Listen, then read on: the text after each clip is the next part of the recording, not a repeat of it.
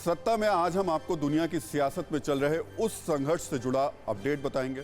हम बताएंगे कि कैसे दुनिया में अपनी सत्ता को मजबूत करने के लिए दो ताकतवर ध्रुव एक दूसरे से टकराने के करीब आ गए हैं। वर्चस्व की ये लड़ाई कैसे अब यूक्रेन पर हमले के और करीब आ गई है।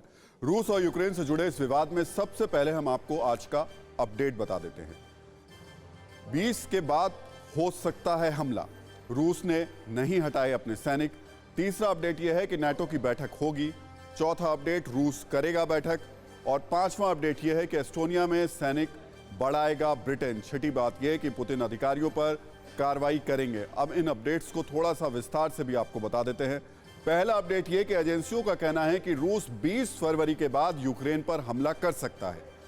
अपडेट नंबर 2 ये कि रूस ने यूक्रेन बॉर्डर से अपने सैनिक नहीं हटाए हैं। अमेरिकी एजेंसियों ने ऐसी सैटेलाइट तस्वीरें जारी कर दावा किया है कि रूस लगातार यूक्रेन बॉर्डर पर अपने सैनिकों की तादाद बढ़ा रहा है। तीसरा अपडेट यह कि म्यूनिख में नाटो की बैठक होगी। यह बैठक 2 दिन तक चलेगी। इस बैठक में अमेरिका, नाटो के सदस्य देश और अमेरिका के दूसरे सहयोगी यूक्रेन के हालात पर चर्चा करेंगे। अपडेट नंबर 4 यह कि नाटो की बैठक के जवाब में रूस भी बैठक कर रहा है। 18 फरवरी को मॉस्को में रूस की बैठक हो रही है। इस बैठक में बेलारूस के राष्ट्रपति समेत रूस समर्थक कई देश शामिल हो सकते हैं। और नाटो को डर है कि रूस यूक्रेन के बाद सोवियत संघ में शामिल रहे दूसरे छठे देशों को भी निशाना बना सकता है।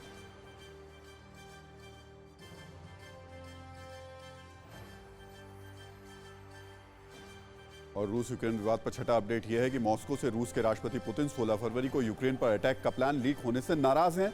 अमेरिकी एजेंसियों ने पुतिन के इस प्लान का पहले ही खुलासा कर दिया। राष्ट्रपति पुतिन अब उन अधिकारियों पर कार्रवाई कर सकते हैं जो इस प्लान से जुड़े हुए थे। पुतिन को शक है कि इन्हीं अधिकारियों की लापरवाही से प्लान लीक हुआ। यूक्रेन बॉर्डर पर पल पल हालात बदल रहे हैं। रूस लगातार यूक्रेन बॉर्डर पर अपनी सैन्य ताकत को मजबूत कर रहा है।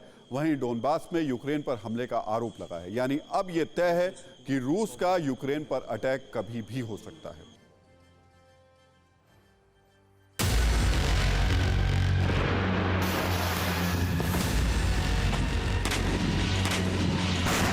यूक्रेन पर पल पल रूस के हमले का साया मंडरा रहा है।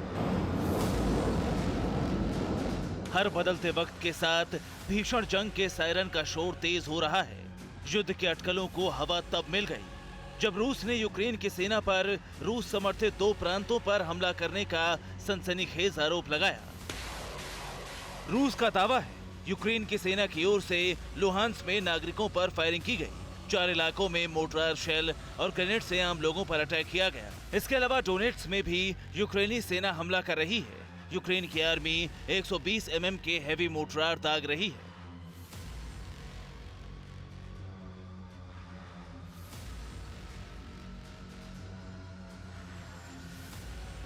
बताया जा रहा है यूक्रेन के इस हमले से रूस तिलमिलाया हुआ है क्योंकि लुहांस्क को रूस का समर्थन है। तो सवाल है क्या यूक्रेन और रूस के बीच अघोषित युद्ध शुरू हो चुका है? क्या रूस यूक्रेन से लुहांस्क पर हमले का बहुत जल्दी बदला लेने वाला है? ऐसा इसलिए कहा जा रहा है क्योंकि लुहांस्क में रूसी मूल के लोगों की तादाद ज्यादा है।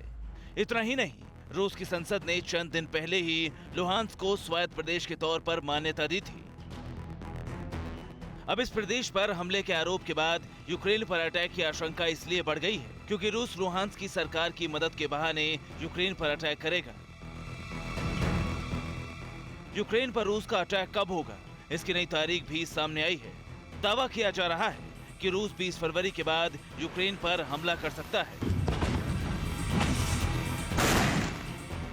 मतलब आज से सिर्फ 3 दिन बाद यूक्रेन में रूस के घातक हथियार तबाही मचा सकते हैं। रक्षा विशेषज्ञों की माने तो 16 फरवरी को हमले वाली खबर मतलब आज से सिर्फ 3 दिन बाद यूक्रेन में रूस के घातक हथियार तबाही मचा सकते हैं।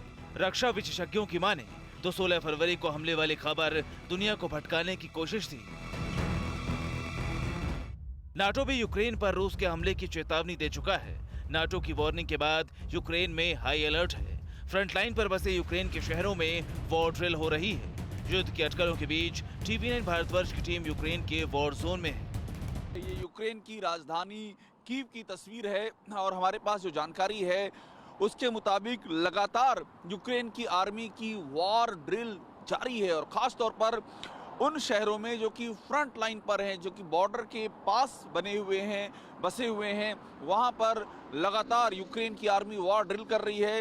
यूक्रेन के राष्ट्रपति जेलेंस्की खुद ऐसे फ्रंट लाइन शहरों में विजिट करके लौटे हैं। उन्होंने खुद ये वॉर ड्रिल अपनी आंखों से देखी और उसका मकसद ये है कि जितने भी बॉर्डर हैं, जहां पर फ्रंट लाइन पे सेनाएं तैनात हैं, उनको हाई अलर्ट पर किया जाए, उनका मोटिवेशन लेवल जो है वो कई गुना कर दिया जाए। और इस सब के पीछे की वजह यह है कि नेटो ने साफ चेतावनी दी है कि रूस ने अपनी सेनाएं अभी तक वापस नहीं लौटाई हैं।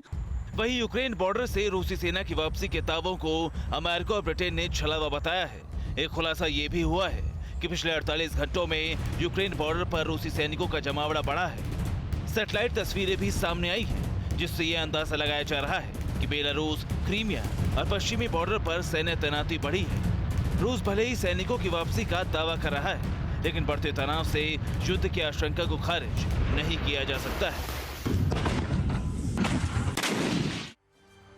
तो नेटो के देश अब मानकर चल रहे हैं कि रूस यूक्रेन पर कभी भी हमला कर सकता है। इसलिए अब नेटो ने आम लोगों को बचाने और उन्हें शरण देने के लिए इमरजेंसी प्लान पर काम करना शुरू कर दिया है। यूक्रेन के पड़ोसी देश पोलैंड में 10 लाख लोगों को शरण देने की तैयारी की जा रही है।